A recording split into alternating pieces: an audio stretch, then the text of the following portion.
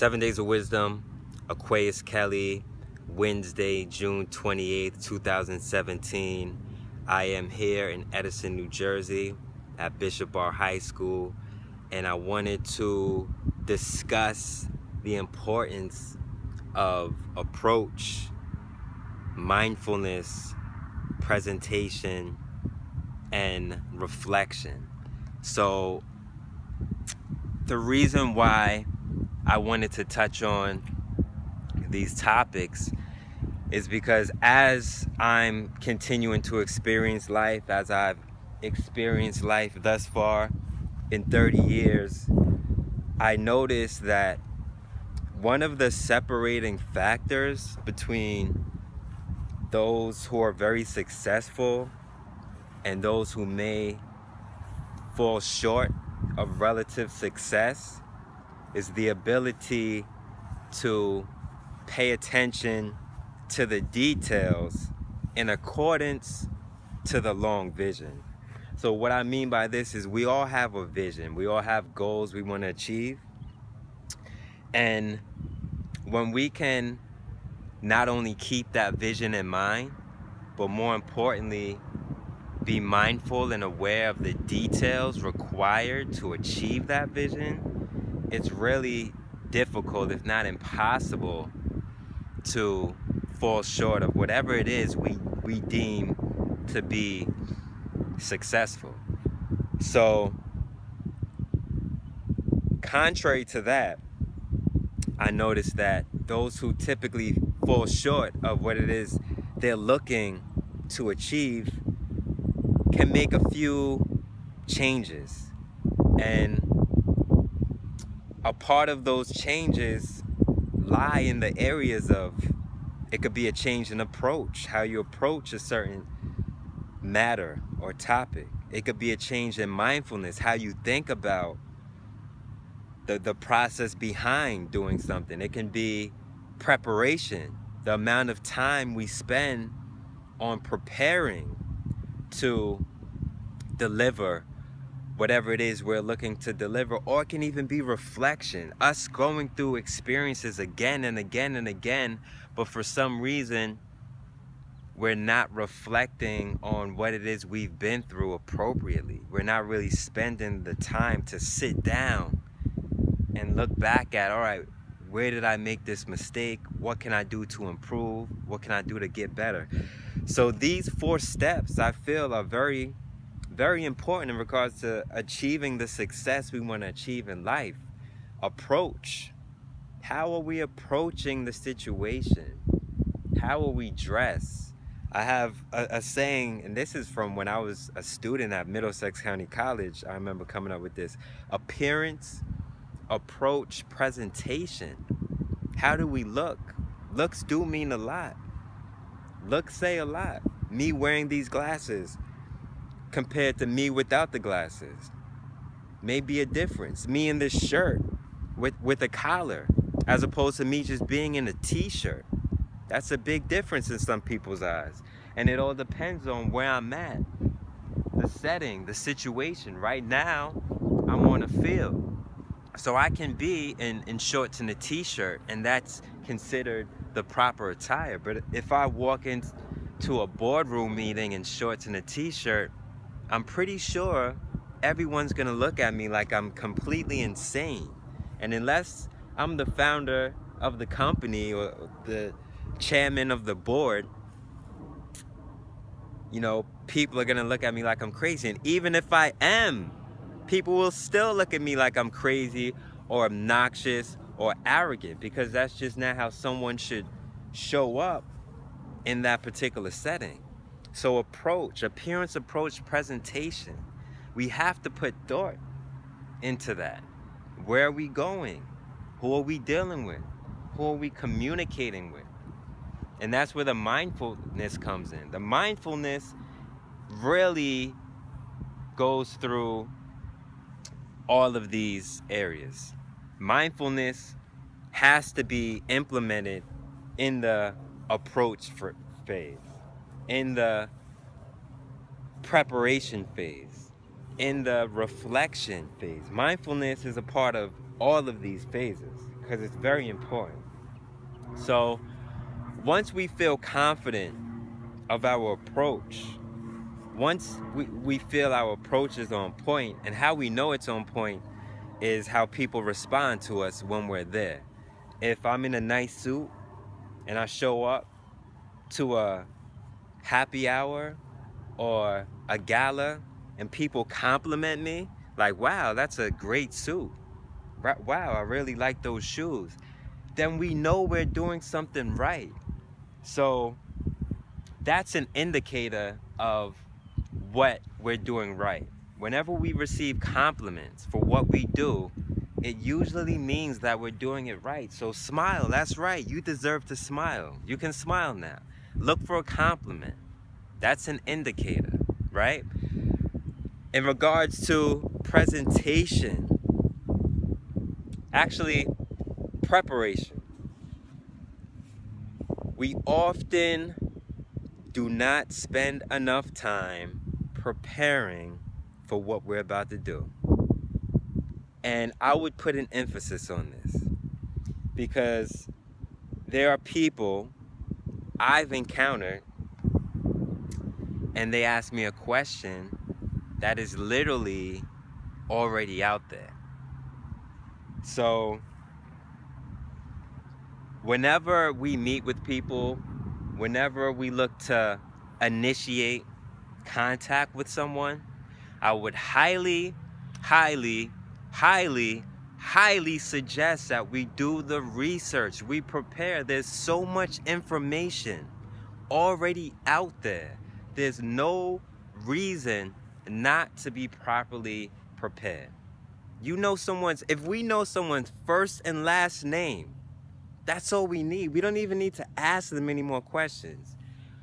Put their name in, Google it, see what comes up. Do the research. Sometimes, yes, you do have to feel like you're a detective or a CIA or FBI agent. It's a part of the game. It's a part of the game. What do you think employers are doing when you apply for a job? So why not do the same thing? That's it.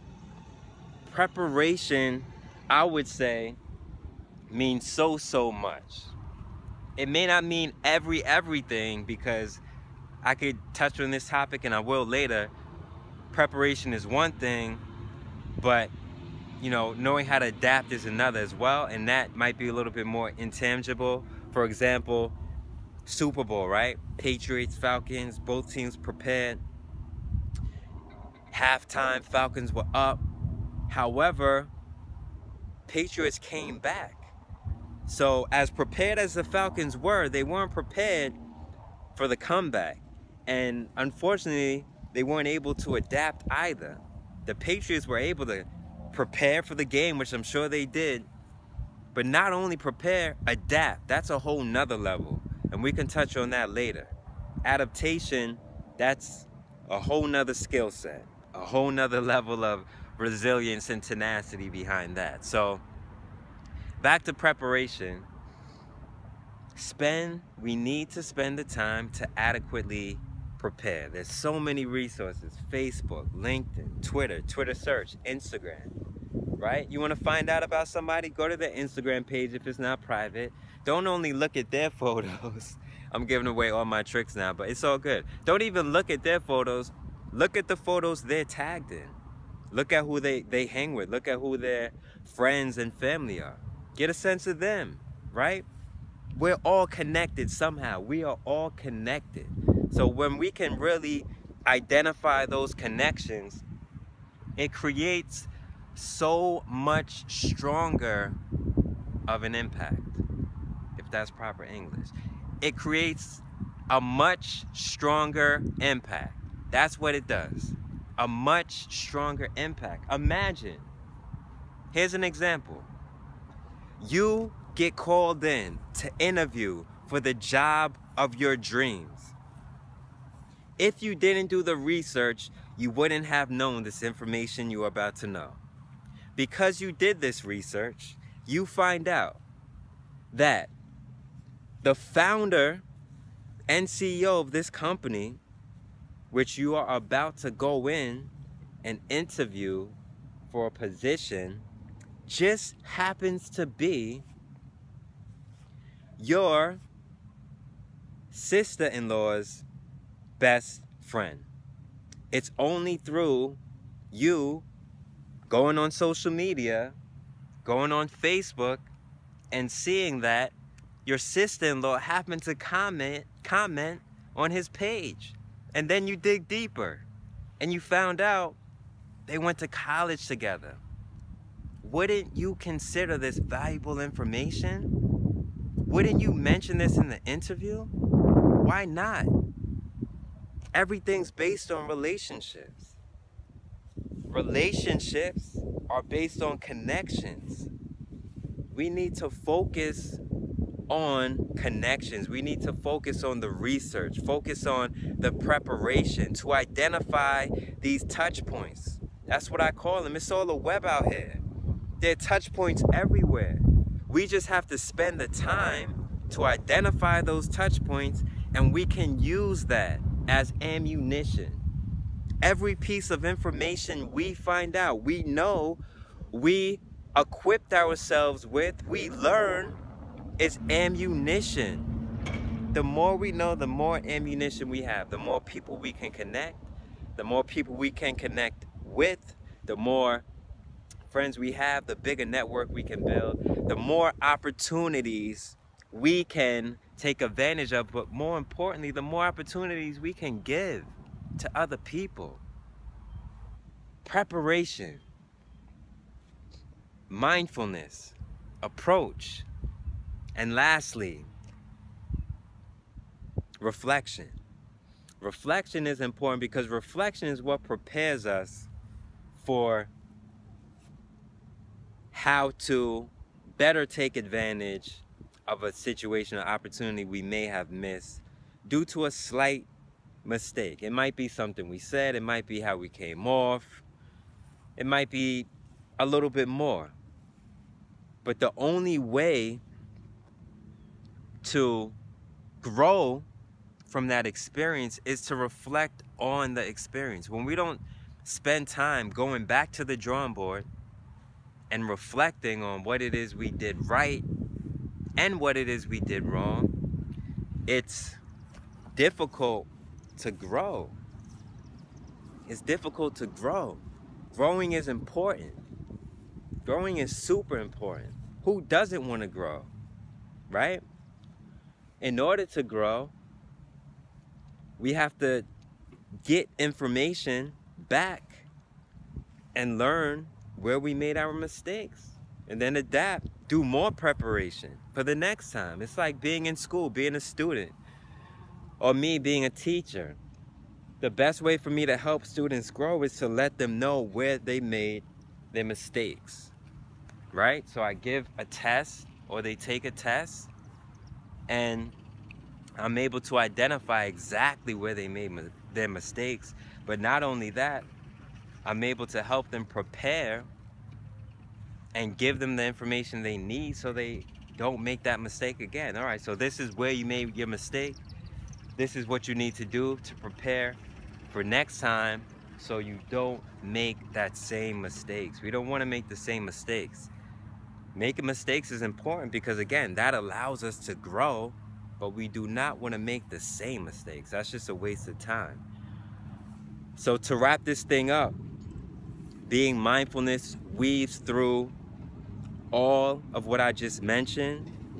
You know, our approach to something, our preparation for something, and then our ability to reflect and go back to the drawing board so that we can grow and take advantage of that next opportunity. It all requires being mindful of what it is we need, what our weaknesses are at the current moment, what resources we need to tap into, and how we can achieve that long vision of ours, short-term vision, long-term vision, whatever our vision is. So again, let's spend time on how we approach situations. What is the best method of approach, the best strategy, the best tactics?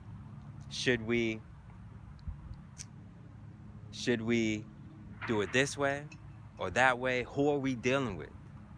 Who is the person we're dealing with? We can't deal with all people in the same manner, right? We can't speak and communicate with everyone in the same way. Not everyone speaks the same language. Forget dialect. Language could be a simple gesture. Or a lot of language has to do with culture. It's not what you're saying, it's how you're saying it, right? So it's nonverbal as well as verbal. Appearance, approach, presentation, how do we look? Preparation, how much time, how much work are we putting in to yield the results we want? And then reflection.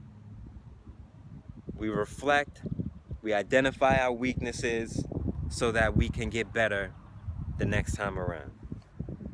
And if you feel that there will be no next time around, I would argue with you on that, because whatever we pursue, if we want to be amongst the best in it, we're always aiming for the top. And as long as that's our aim, there's nothing holding us back. Break through the glass ceiling. There are always other opportunities. There's no way that I can be told only one person is in a position to give me an opportunity to do something. I'm gonna break through. I'm gonna find a way. Again, there's 7 billion people in this world. There's no way I'm gonna be told that only one human being is that gatekeeper.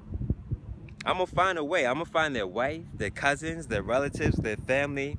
That's what persuasion is about. There's no way that we can only have one chance to do something. The only thing interfering with that is maybe time. Okay, we get too old, we can't do it, you know?